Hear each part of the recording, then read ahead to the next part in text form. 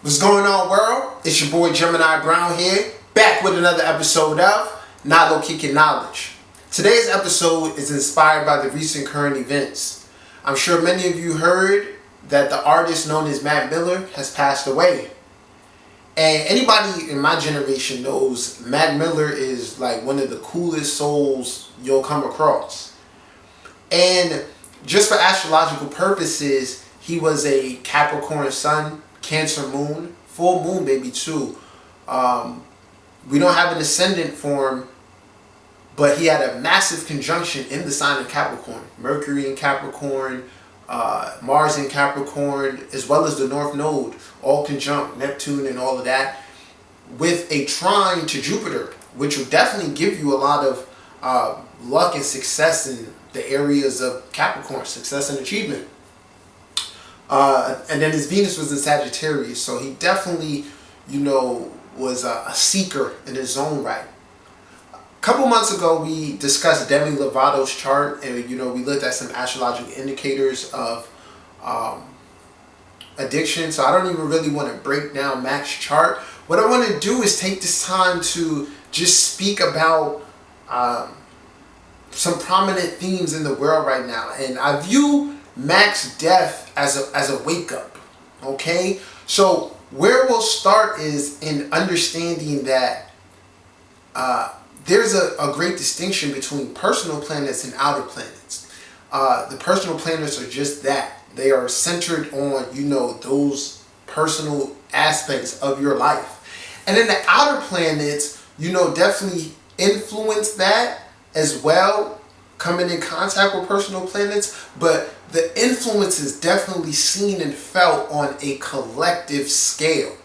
So right now we are in Pluto in Capricorn, and that maintains the materialism, success, achievement, business, okay? And so we can say on a collective scale, this is really what the world desires.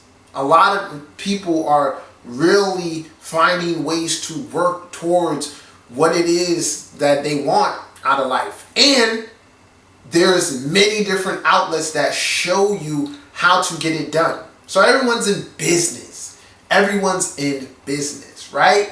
Then, we have Uranus, which is a liberating energy, and that is in the sign or it's been in the sign of Aries for many years. And Aries and Capricorn square, so that speaks to a lot of the violence that we've been seeing between the government or law enforcement, Capricorn, and then Uranus is like the people fighting for their rights. Now that Uranus is in Taurus, it's going to be much more of influence. We're going to liberate ourselves through financial efficiency, the things that we really value. Okay, then we have Neptune, planet of spirituality, but also the planet of illusions. Okay, imagination, the arts. It's in its own sign of Pisces, and that influence is amazingly strong. That's the reason we're here right now. So many of us woke up when Neptune went into Pisces, right? And all these years later, here we are. So then we have, the transits of Saturn and Jupiter. This year is very significant for the fact that we have Jupiter in Scorpio. We have Pluto in Capricorn, and then Neptune in Pisces, and then now Uranus in Taurus, and all these signs sextile each other. Okay? So within the aspects, there are sextiles are harmonious aspects. It goes with cooperation. And so we have the ability to really take advantage of all these energies. But the thing that Jupiter in Scorpio is doing is bringing to our attention the psychological baggage that we've been carrying around, the excess of Scorpio themes within our life, right? Any attachments that we may have towards the things of Capricorn. It's highlighting that. It's allowing us to see, right? And then Scorpio trines Neptune. So along with this, and here's the thing about trines. Trines are free-flowing energy. And trines allow us to be able to take advantage of the particular planets involved. So the next thing we want to look at in the terms of Neptune in Pisces is that it's a sign of extremes. On one end, we have spirituality and living in that spirituality, right? Living with the understanding of who we are. On the next extreme, we have the low vibration of addiction, of, illusions, lying to ourselves, smearing the truth about our reality. Okay? So, the trine between Scorpio and Neptune can allow you to take advantage of either extreme easily. So you can excessively be diving into your spirituality and using that for your embetterment. Or you can be excessively at the low vibrations of what Pisces represents. Mental conflict, right? Being in your own personal hell. Okay? So, on either side, there's wisdom to be gained. And with that being in now Virgo season, I feel like one of the things that I must stress to you guys is that, you can do what you want to do. There is an aspect of spirituality like psychedelics and mushrooms that use, things, additives, drugs, whatever you want to call it, to connect to your higher spirituality. But the wisdom of Virgo is everything in moderation. I have to see what works and what doesn't. If I have a problem, I need to find a solution.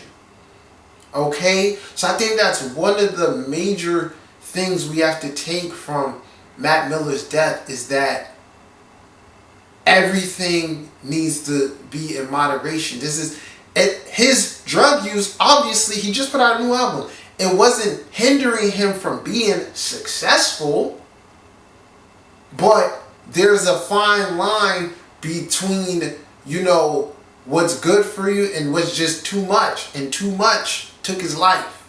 It's a sad situation.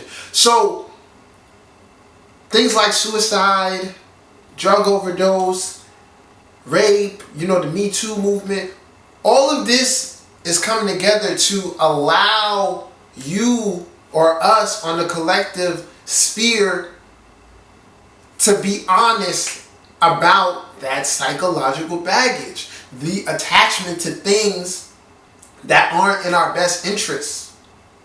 So, as we grow and we evolve and, marijuana becomes legalized, right? Marijuana will never kill you, but it can certainly stunt your growth, okay? It can keep you from making certain types of spiritual progress.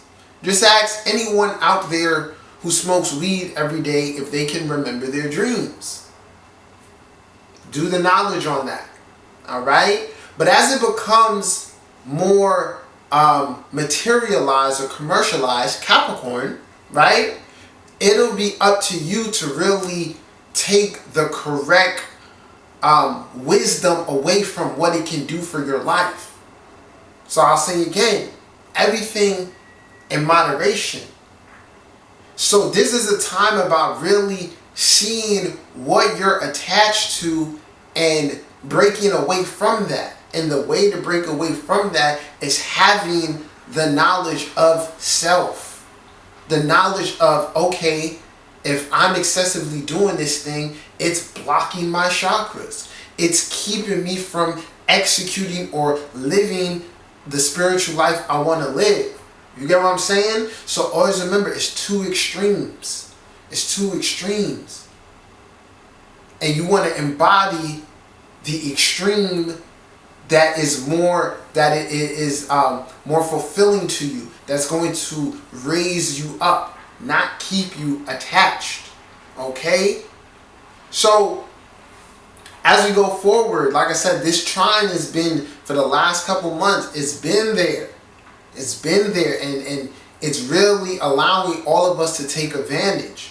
So I urge you all to go meditate on the fact that all of these energies sextile each other. All of them are cooperative, harmonious, and think how you can best, like I said, in Scorpio, look at, what in your psyche needs to be transformed, right? How can you embody Scorpio energy at a higher level, right?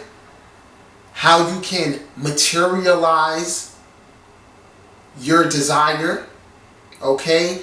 Go into what is your business? What do you stand behind? Your public image, okay?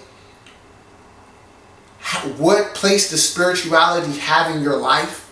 What extreme are you living at? The low vibe or the high vibe? And ultimately, what are you really valuing? And how is that benefiting you in a financial sense? Alright?